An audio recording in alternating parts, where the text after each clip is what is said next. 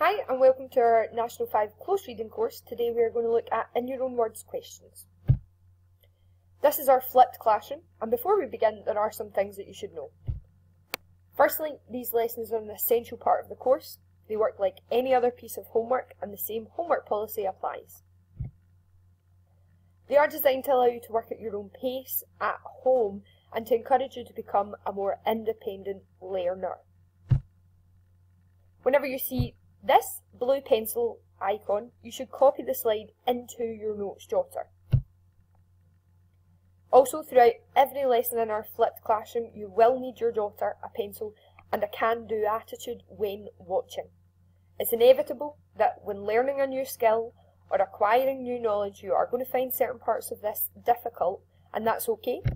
What I would encourage you to do is note down any questions that you have throughout the lesson, and we'll address these together in class. Okay then, our learning intentions for this lesson are to be able to understand how to answer an In Your Own Words close reading question at National 5 level. And to do that today we're going to use the locate, isolate, translate strategy. So what is an In Your Own Words question? Well, firstly, it is an understanding question, okay? It's asking you to demonstrate your understanding of the passage.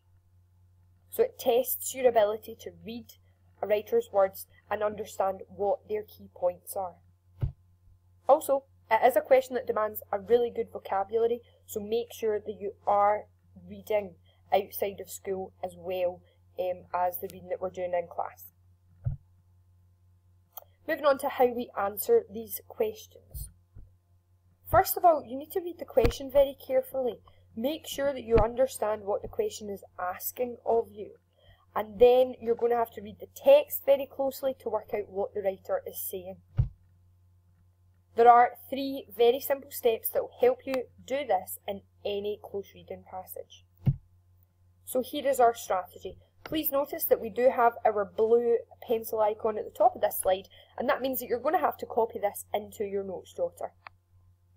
So to begin, we are going to locate the paragraph or sentence that the question is asking you to look at. In National 5 papers, they will direct you to certain lines, okay, so that's the very first step. We're going to locate our answer.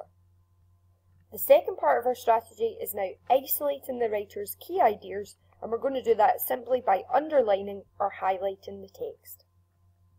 Finally, we're going to move on to the translating section of our strategy, and now we're basically going to put the writer's words into our own words.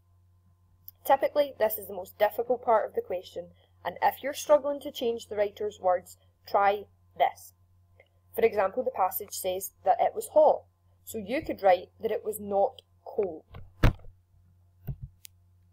Another common question that we get asked is how much should you write? And that's quite simple. All you need to do is look at the number of marks awarded and make the same amount of points. So for example, in a 4-mark question, you're required to translate 4 of the writer's key ideas, making 4 points. We do always recommend writing your responses in bullet points because it's a really easy way for you to check your answer.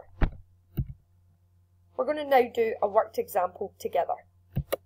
Here's our passage, and please note that effectively we have now done step 1 because we are only looking at a paragraph, okay? Here's our question. So let's read our section together. Thinking of Grandpa now, I recall the clouds of pungent smoke that he puffed from his favourite briar, his small shrewd eyes still very blue, and the gleaming dome rising from fleecy tufts of white hair. Your question is this. In your own words, what did she remember about her grandpa? Worth 3 marks. So now that our paragraph is located, because we are only looking at a section rather than a whole text today, I'm now going to move on to step 2 and start isolating the writer's key ideas. So I go back to my question at this point and I work out what the question's asking me. It's asking me what did she remember for her grandpa, about her grandpa, and I'm looking for 3 things. The first part that I've highlighted or underlined is this part here about the clouds of pungent smoke. Because she uses the word recall, which means to remember, I've gone to this section first, and I've worked out that the reason why she remembers this is because pungent, meaning an overwhelming smell, tells me that his smoke smelled so strongly and it's ingrained in her memory. And when I was reading this line, I was not 100% sure what a briar was, but you can work it out from the context that it's maybe a tobacco pipe. The next part that I've underlined and isolated is this line here. His small, shrewd eyes that were still very blue. Shrewd is a word that you might not be familiar with. It means intelligent. And so I can work out from this that he had bright, clever-looking eyes. The final part I've isolated is this line here, gleaming dome, so he's bald, rising from fleecy tufts of white hair. Okay, so he's maybe got fluffy or flossy white hair. Now that I've isolated these ideas, I'm going to move on to step 3 and start translating them. So the first part I'm going to put into my own words is this part here, okay, about that strong tobacco pipe that he smoked. And I'm just going to express that as he smoked a strong smelling pipe. Moving on to my second mark, I'm going to translate the small, clever eyes that are bright blue. And that's all I'm going to write. He had little, clever, bright blue eyes. I'm not translating the word blue, okay? Sometimes that happens. You won't be able to translate every single word. You do have to use your discretion. To get my final mark then, I'm going to translate this part. And although I haven't underlined fleecy, I'm now thinking that I'm going to add this part into my question, into my answer.